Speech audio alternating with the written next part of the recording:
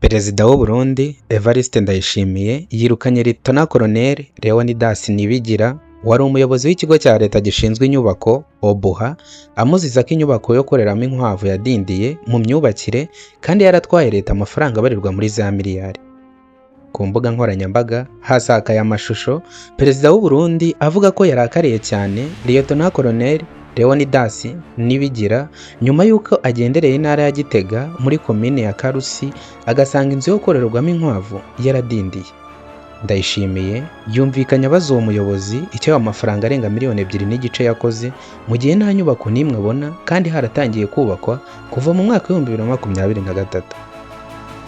Perezida w'u Burundi Evariste Ndayishimiye yabigarutse agira ati: "Ibyo ni bya bindi byo kurya amafaranga gusa.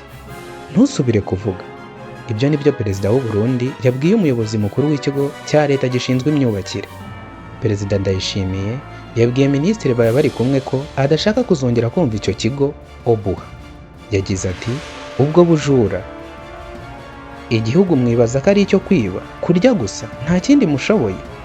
Bwakeye Lt Col Leonidas Nibigira akuye ku mirimo yo kuyobora iki kigo cya leta gishinzwe inyubako asimbuzwa Dieudonné Mpunzimana. Kuva muri 2020 Perezida Evariste Ndayishimiye yagiye ku butegetsi, ubworozi bw'amatungo magufi arimo inkwavu ni kimwe mu byo yashyize imbere avuga ko ari inzira yihuse ishobora gukura abaturage mu bukene.